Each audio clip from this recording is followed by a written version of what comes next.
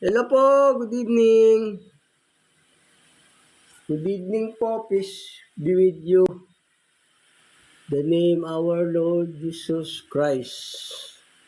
Our topic for tonight, our Lord Jesus Christ is take care of the sheep forever until the new heaven and earth by the prophet.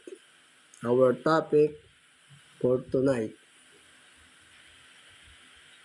Our topic for tonight, our Lord Jesus Christ take care of the sheep until new heaven and earth by the prophet. Our topic for tonight.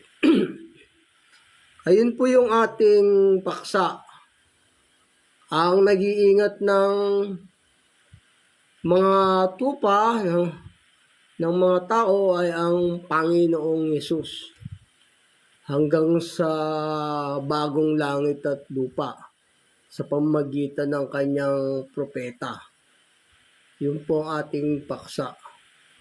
Kaya hindi po tao yun, siya po yung nag-iingat ng mga tupay until the end of the words and the new heaven and earth. Kaya yung pastor niyong mga bulaan ng Panginoon tao, mga bulaan po yun. Kailangan makaalis po kayo sa mga church ng Diablo na gumagamit lang sa mga aral ng Panginoong Yesus. Our Lord Jesus Christ take care of the sheep and then the words. Because our Lord Jesus Christ is the Son of the Father God. Is that our topic for tonight? Siya po yung nag-aalaga ng tupa kasi siya po ang nag-iingat until the new heaven and earth or take care of the people's sheep is our Lord Jesus by the prophet. Ayun po, kaya hindi po tao yun, mga bulaan po yung ang dami yung nagpapaloko sa mga bulaan na ang Panginoong Yesus tao, hindi po tao yun. Ang ating Panginoong Yesus, Diyos siya sasambahin na, sinasamba siya ng tao Miski sa bagong langit at lupa, o siya rin ang sasambahin dun yung mag-ama rin yung Panginoong Yesus Kaya bulaan po yung mga pastor nyo na ang Panginoong Yesus tao. Mga bulaan po yun, kaya buksan nyo po yung mga isip nyo, mga puso nyo. Kasi hindi po tao yung Panginoong Yesus, Diyos po yun na anak ng Ama na nagkatawan tao. Siya po yung nag-iingat sa mga tao, ganun po, hindi po tao yun Kasi yung lahat ng mga bagay, binigay na ng Ama sa Kanya. Mana niya na yung langit at lupa, lahat ng sa Ama, Kanya rin yun. Mana niya yan sa Ama. Mana ng Panginoong Yesus yan. Yung langit at lupa, tayong mga tao. Everything creation of God, the Father and Son, for our Lord Jesus Christ. Our Lord Jesus Christ is not pure man. False prophet said, our Lord Jesus Christ is man, pure man. Hindi po mga pastor ng Diyos yun. Kasi yung lahat ng mga bagay para sa Panginoong Yesus yan binigay na yan talaga sa kanya ng Ama Kaya siya yung nag-iingat ng mga tupa forever po yun. Our Lord Jesus Christ take care of the people, about the sheep. Forever yon until the new heaven and earth. Tapos sabihin nila tao, bulaan po yung mga mangangaral na tao Dami yung naloloko ng mga bulaang propeta Kasi lahat ng mga bagay nila lang ng mag-ama para sa Panginoong Yesus. Ganun po, ito sabi ng banal na kasulatan. Mana niya yan sa Ama. Ito po sa Hebreo. Para sa kanya yan yung mga tao talaga. Kaya since ever, taker of the people is our Lord Jesus Christ. Kaya nga nung sila Moises tumawid sa dagat na mapula, di ba? Ang gumabay doon yung Panginoong Yesus ang nag-alis sa kanila sa lupain ng Ehipto eh. Sila Moises, di ba? Ito kasi para sa Panginoong Yesus yan, yung mana niya na yan sa Ama. Ito po sa Hebreo. Kaya siya yung nag-iingat ng mga tupa.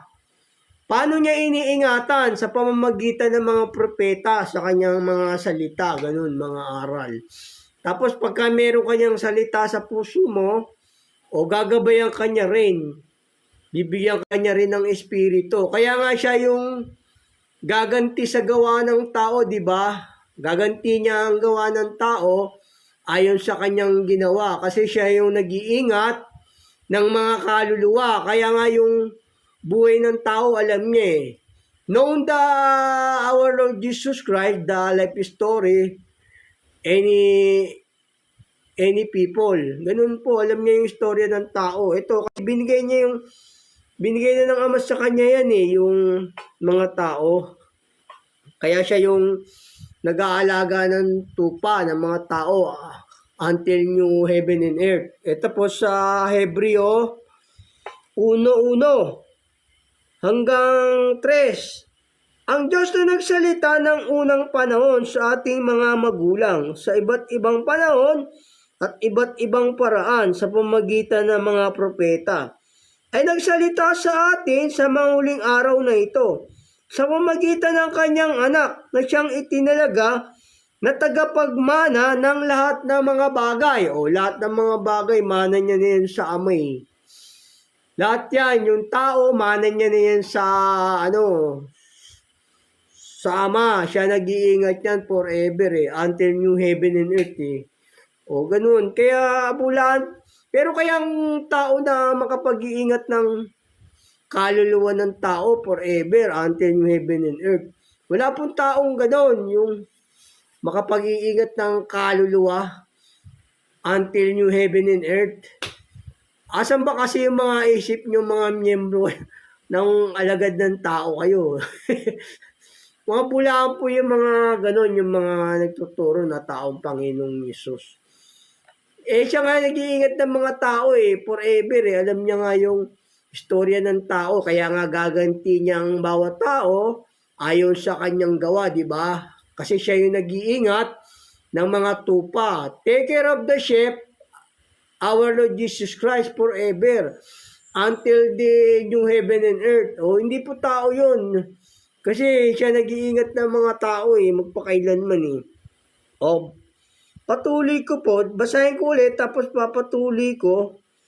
Ay nagsalita sa atin sa mga huling araw na ito sa pamagitan ng kanyang anak na siyang itinalaga na tagapagmana ng lahat ng bagay. Na sa pamagitan niya ay ginawa ang sanlibutan. Ginawa yung sanlibutan sa pamagitan ng Panginoong Yesus Palibhasa siyang sinag ng kanyang kaluwalhatian at tunay na larawan ng kanyang pagka-Diyos at maalalay ng lahat ng mga bagay sa pamagitan ng salita ng kanyang kapangyarihan. Iniingatan niya ng mga salita, yung mga tao, yung mga salita niya, yung mga aral. Doon po tayo iniingatan ng Panginoong Yesus sa kanyang mga salitang aral po. Nang kanyang magawa na ang paglilinis ng mga kasalanan, ay lumuklok sa kanan ng karangalan ng kaitaasan. Sa kaitaasan, lumuklok siya. Kasi siya nag-iingat sa mga tupa, yung mga tao. Kaya bulaan po yung mga mangaral nyo na forever niyang ang iingatan until new heaven and earth Tapos sabihin nyo tao. Wala po makakagawang tao nun. Siya nga nag-iingat ng kaluluwa ng mga tao forever Kaya bulaan po yung mga mangaral nyo. Kasi bulaan nyo yung Jesus nyo tao, bulaan nyo, maniwala kayo sa akin. Pinakita na sa akin ng Diyos yan sa pangitain nung matagal na pong pinakita sa akin ng Diyos yan meron na sigurong 10 years ago. O, sabi sa akin ng Diyos, saan ka ba dadaan? Dito sa kaliwa, dito sa kanan? O, dito ka dumaan sa diretso. Kasi yung sinasabi ko sa inyong yan, galing ako sa sektang yan. Pinag-aaralan ko yung Biblia hanggang sa na tawag ako ng Diyos na maging tagapagturo niya. Ganon, kaya hindi ako naniniwala na yung sugo nyo.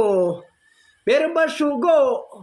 Angel daw siya. Tapos, Apister in the shining of the sun. Tapos, pinalitan na nila. Hindi na raw angel yun. Dati, sabi nila, angel daw yun. Tapos, nung isang panahon, pinalitan na. Hindi na raw angel. Meron bang ganon sugo? Ang sugo, walang maling aral. At saka yung walang pagsuway. At saka yung ang sugo, salita lang ng Diyos, yung sinasalita, ganun po. Kaya sabi nga ng banal na kasulatan, ang sinugo ng Diyos, nagsasalita ng mga salita ng Diyos. At hindi niya binibigay ang Espiritu sa pamamagitan ng sukat. O dito, walang sukat yung Espiritong binigay sa akin ng Diyos. Buong Biblia, tuturo ko sa inyo rito. Yun po yung tunay na sugo, yung buong Biblia tinuturo. Hindi yung kumukuha lang ng hindi yung sumisipi lang ng mga verse, tapos okay na. Tapos tinawag daw yung kanilang church, yun daw yung tinawag sa pangalan ng Diyos, yun daw yung tinubos. Ang tinubos, yung meron ng Espiritu ng Panginoong Hesus, yun yung mga tinubos. Tapos yung salita, nandoon na sa puso, sila yung mga tinubos sa kasalanan. Ganun po bulaan yung mga tao, dadaling kayo niyan sa hukay. Pinakita na yan sa akin ng Diyos yan 10 years ago na kaya nga, ito, nagtuturo na lang ako para wala po kinaaniba na church kasi pinakita sa akin ng Diyos yan. Pero yung mga yan, dati rin ako dyan. Kaya hindi na ako sumama dahil pinakita sa akin ng Diyos yung sa pangitain. Mali-mali ang aral, tapos sabi sa akin ng Diyos, saan ka ba dadaan? Dito sa kaliwa, sa kanan? Pinakita sa akin yung mga sektang yun. Tapos sabi sa akin ng Diyos, daan ka ron diretso. Sabihin sa utos niya yun, susunod tayo, walang pagsuway. Ibig pong sabihin ng Diyos yun. Kasi pinakita sa akin ng Diyos Saka ba daan? Dito, sa kaliwa, sa kanan? Yung mga panig ng mga patay. Yung pinakita sa akin ng Diyos.